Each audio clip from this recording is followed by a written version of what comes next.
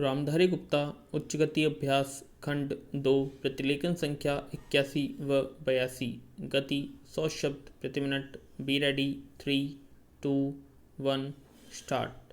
महोदय, संयुक्त राष्ट्र संघ के कई सर्वेक्षणों के आधार पर यह तथ्य सामने आया है कि दुनिया का 2/3 श्रम महिलाएं करती हैं। महिलाओं का आर्थिक योगदान 30% है और 1/3 महिलाएं घरों में काम करती हैं।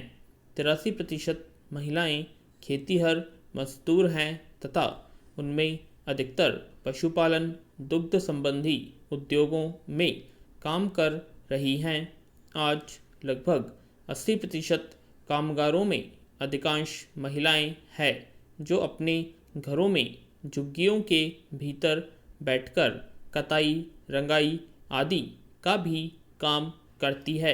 बड़े बड़े शहरों में अधिकांश महिलाएं जो फुटपाथों पर झुग्गियां डालकर अपने बच्चों और आदमी के साथ रहती है, सुबह उठकर अधिकांश घरों या कोठियों में झाड़ू पोछा लगाना, बर्तन साफ करना, कपड़े धोना आदि का काम करती है। इन्हें नाम मात्र की मजदूरी दी जाती है। पैरा, इस प्रकार की महिलाओं की ओर देश का सबसे पहले ध्यान अहमदाबाद की स्वयंश्री कामगार सेवा संस्थान ने खींचा। इसी संस्था ने पहले बुनकरों, कपड़ा, बीड़ी तथा बांस उद्योग में लगी लाखों स्त्रियों के सहकारी संगठन स्थापित किए और उनके लिए एक सरकारी सेवा बैंक की स्थापना की। महिला मुक्तिवाद अंग्रेजी के फेमिनिज्म शब्द का पर्यायवाची है। इस शब्द की आज तक कोई परिभाषा नहीं बनी जो हर समय और स्थान पर लागू की जा सके। यह एक ऐसा आंदोलन है जो महिलाओं को अपनी आज़ादी हासिल करने और उन्हें सुरक्षित रखने के लिए चलाया गया है। समय समय पर इसके उद्देश्यों को कभी अत्यधिक कठोर, अपेक्षाकृत उदार, लचीला एवं व्यापक बनाने की कोशिश की जाती रही है। फिर भी उसने अपने बुनियादी ध्येय में और न ही उसने महिलाओं को उनके अधिकार दिलाने की लड़ाई में शिथिलता आने दी। यह प्रश्न इस मुहिम के प्रवर्तकों और संचालकों को आंदोलित करता रहा है कि महिलाओं के किन विशेष अधिकारों की प्राप्ति के लिए इस संघर्ष को चालू रखा जाए। इस संदर्भ में यह ज्ञातव्य है कि औरतें के समस्त अधिकार परिवार के इर्द गिर्द घूमते हैं। इसलिए अधिकार प्राप्ति की यह लड़ाई पारिवारिक सुख सुविधा में अधिक बड़ा हिस्सा या कुटुंब संस्था को जड़ से खत्म करने में एक ही लक्ष्य के लिए लड़ी जा सकती है। आज महिलाओं की दुविधा यह है कि वह वर्तमान सामाजिक पारिवारिक यथार्थ को स्वीकार कर उसमें ही किस प्रकार अधिक अधिकार पाने की कोशिश करे। महिलाओं के अनुभव और आवश्यकतागत भिन्नता को पूरी संवेदनशीलता के साथ ध्यान में रखते हुए उनकी समस्याओं के समाधान हेतु चलाए जा रहे आंदोलन को अंतर्दृष्टि से जोड़ा जाए। दरअसल किसी एक समान मकसद के लिए दुनिया की सारी महिलाओं को एक मंच पर एक साथ लाना संभव नहीं है।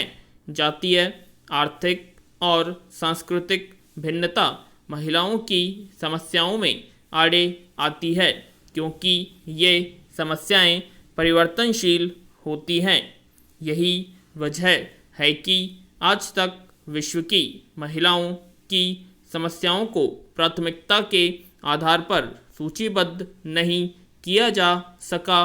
पैरा महोदय, हालांकि आज महिलाएं अपार इच्छा शक्ति के लिए पुरुषों के समान अधिकार पाने का दावा पेश कर रही है, साथ ही चाहती है कि वे आत्मनिर्भर होकर स्वतंत्रता के साथ समाज में रह सके। इसके बावजूद ऐसी असंख्य महिलाएं भी हैं जो मात्र औरत होने की वजह से अभिशप्त है। कहीं कम अधिकार पाना उनकी मूल समस्या है, तो कहीं काम करने का अधिकार प्राप्त करना उनकी आवश्यकता।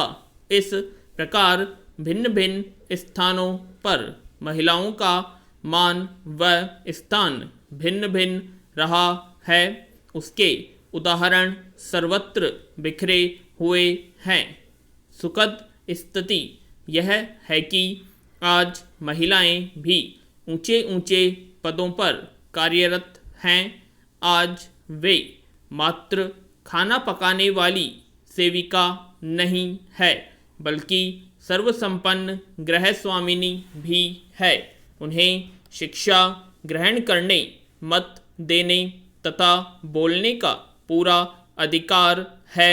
वे अपरिचितों से बातें कर सकती हैं, सभाओं में बोल सकती हैं, निर्वाचन में भाग ले सकती हैं। अब वे बंदी नहीं हैं, स्वच्छंद विचरण करने वाली आज़ाद भारत की आज़ाद नारी हैं। वे मनुष्य की सहकर्मी हैं, समान धर्मी भी। वे पति की सलाहकार भी हैं और परिवार की शुभचिंतक भी। पैरा आज वे केवल मनुष्य की इच्छाओं की पूर्ति का साधन नहीं हैं। आज की जीविकोपार्जन करने वाली महिला को घर तथा समाज में अधिक सम्मान प्राप्त है। सिनेमा हॉलों में सिनेमा देख सकती है और शादी ब्याह में भी जा सकती है। उद्यमी बन सकती है, विदेश घूम सकती है, विदेश जाकर सर्वोत्तम शिक्षा तथा प्रशिक्षण प्राप्त कर सकती है। आज महिला को संपत्ति का अधिकार प्राप्त है। इसके बावजूद आज भी महिलाएं दहेज की कुप्रथा से पीड़ित है। उन्हें मारा पीटा जाता है, जलाया जाता है, सताया जाता है, जिनसे तंग आकर कई महिलाएं आत्महत्या तक करने को मजबूर हो जाती है और कोई तो आत्महत्या भी कर डालती है। क्या इन स्थितियों के रहते महिलाओं का संपूर्ण विकास माना जाएगा? पैरा वर्तमान में जिस रफ्तार से हमारे देश में श्रमिक महिलाओं का शोषण जारी है, उस हिसाब से अनेक मामले आयोग के सामने आने चाहिए, लेकिन नहीं आ पाए।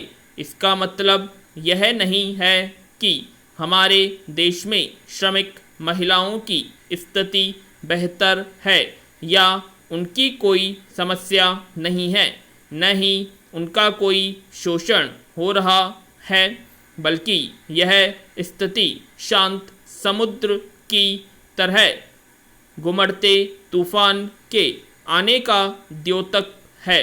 वर्ष 1986 के समान पारिश्रमिक अधिनियम के अनुसार तो महिला तथा पुरुषों को समान कार्य के लिए समान वेतन प्राप्त करने का अधिकार है।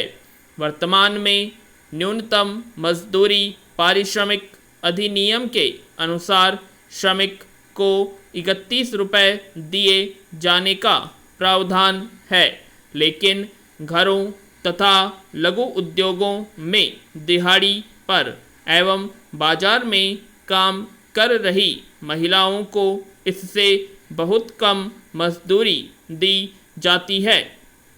सिलाई कढ़ाई के कामों में लगी महिलाओं को निश्चित अवधि से ज़्यादा काम करने के बाद भी 15 से 20 रुपए ज़्यादा नहीं मिल पाते, पूर्णविराम।